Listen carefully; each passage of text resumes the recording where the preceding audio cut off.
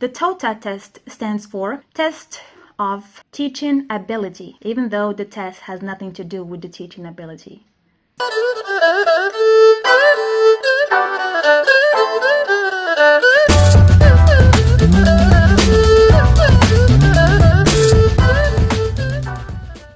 Hi there, my name is Sue and I'm an AFL teacher.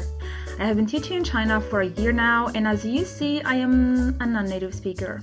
It is true that China's regulations regarding native speakers and non-native speakers are getting strict in the last few years. So if you are a non-native and you are a great teacher with a really good accent and a lot of experience, a lot of teaching experience and a great teaching skills, that doesn't work anymore unless you are a native speaker. Or you can still teach, but it would be illegal to do so. You will have to work under a different job title. Great news! There is a province in China which is called HENAN that 100% still allow non-native teachers to teach in China with a legal visa.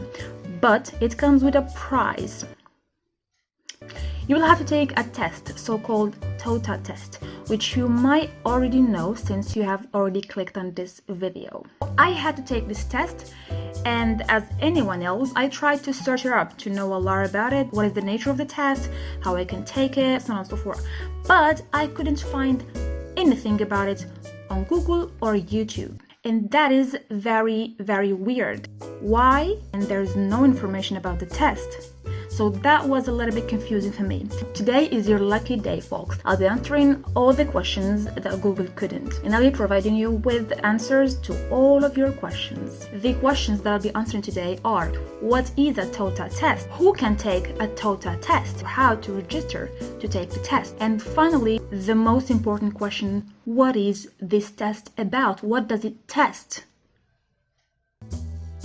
Before we go any further, if you are new to this channel, make sure to click on the subscribe button right now. It's over there. Make sure to click on it in order to move forward in our relationship. Let's get started. What is TOTA test? The TOTA test stands for Test of Teaching Ability, even though the test has nothing to do with the teaching ability. TOTA test is a systematic test for foreigners who wish to teach in Henan province in China. Who can take TOTA test? The TOTA test is for non-native English teachers. But I know a lot of friends of mine that are natives and they had to take the test as well, which I can't process. So in order to take the test, you must have a TOEFL degree or a TESOL degree with 120 teaching hours. Now, how to register in order to be able to take the test? You must already sign a job contract with somebody else before, because the registration would need the school's number, ID, and email and address. So you need all of this information ready first, so you can enter them in the web along with your personal information or your profile information. What is the test about? Be ready, because it's going to be a very long information. I mean, it's going to be a lot to take. So be ready for it. It's going to be a lot to take. So the test consists of two parts, a written part and an interview part. The written part, guys, is a little bit too much and it's a little bit crazy, let's say. The content of the whole test does not meet the requirement of a good assessment. The test had 3 comprehension texts. Each text has 6 paragraphs. That doesn't make sense. The text, the topics are a little bit weird and too much. You would notice that the text itself is not really appropriate. For each text, they will give you 47 questions or less. 40, 41 or 45, it depends. So you have to answer all of these questions. Then you will have the second part, which is the teaching pedagogy. This part has around 41 questions as well.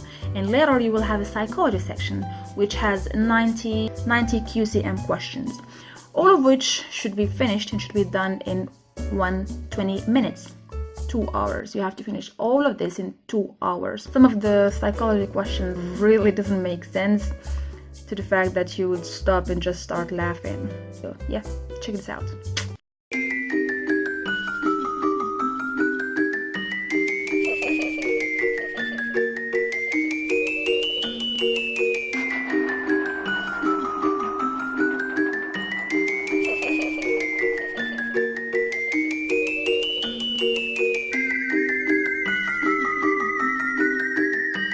Now the second part, which is the oral exam. The oral exam will take 20 minutes, and the interview we will be asked to prepare a lesson plan, and also will be asked about teaching skills and situations that you might face there in the classroom.